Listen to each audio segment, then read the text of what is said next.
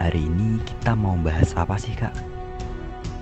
Hari ini kita mau bahas mengenai zaman Batu Madya atau zaman Mesolitikum. Zaman Mesolitikum. Zaman apa sih itu, Kak? Zaman Mesolitikum dikenal juga sebagai zaman Batu Tengah atau Batu Madya. Periode Mesolitikum memiliki rentang waktu yang berbeda di berbagai belahan dunia. Begitu pula dengan hasil kebudayaan yang dapat bervariasi di berbagai wilayah.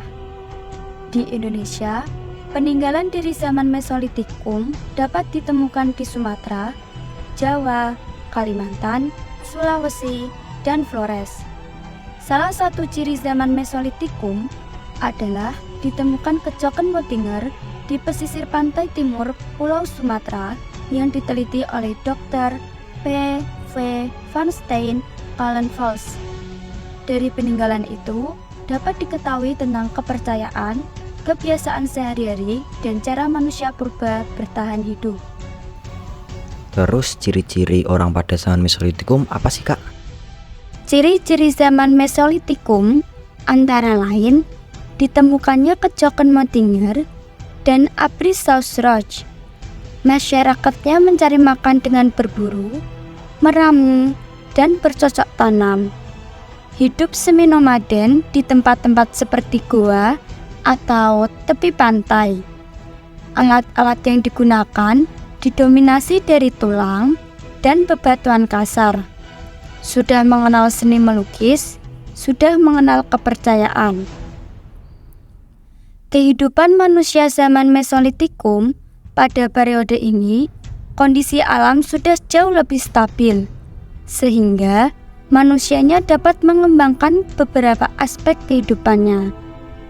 Ciri utama peradaban pada periode ini adalah kehidupan semi-nomaden, di mana sebagian manusianya telah hidup menetap di goa-goa dan yang lainnya masih berpindah-pindah. Goa-goa tempat tinggal manusia purba pada zaman Mesolitikum disebut Aprysaurus. Permukiman yang lebih permanen cenderung dekat dengan pantai. Terus di zaman Mesolitikum ada apa aja sih, Kak? Selain itu, sebagian masyarakatnya mulai mengenal tradisi bercocok tanam. Peralatan dan senjata yang digunakan pada periode ini masih berbentuk kasar dan belum dihaluskan. Contohnya, kapak genggam atau disebut pebble dan kapak pendek berbentuk setengah lingkaran. Masyarakatnya juga telah mengenal sistem organisasi sosial, pembagian kerja dan kepercayaan terhadap roh nenek moyang.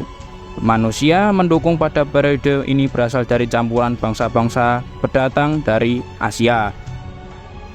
Zaman Mesolitikum juga dikenal karena kebudayaan Aprysaurus atau hasil kebudayaan yang ditemukan di goa-goa. Penemuan ini mengindikasikan bahwa manusia purba yang mendukung kebudayaan ini tinggal di goa-goa.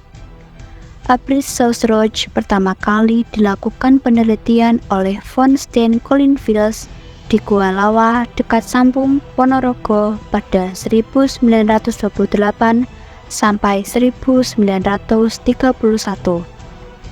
Terus, kalau di Indonesia, emang ada peninggalannya? Ya adalah, banyak kok peninggalan pada zaman Mesolitikum yang ada di Indonesia. Contohnya, kapak genggam. Kapak pendek juga ditemukan oleh von Steen Kallenvels ketika sedang meneliti kecoken Motinger. Bentuknya lebih pendek dibanding kapak Sumatera, sehingga dinamai kapak pendek. Selanjutnya, ada juga batu pipisan. Batu pipisan yang ditemukan di Jawa menjadi tanda bahwa manusia zaman Mesolitikum telah menumbuk makanan mereka. Peninggalan ini berupa sejenis alat penggiling yang memiliki landasan. Selain itu, batu pipisan juga dipakai untuk menghaluskan cacat merah yang berasal dari tanah.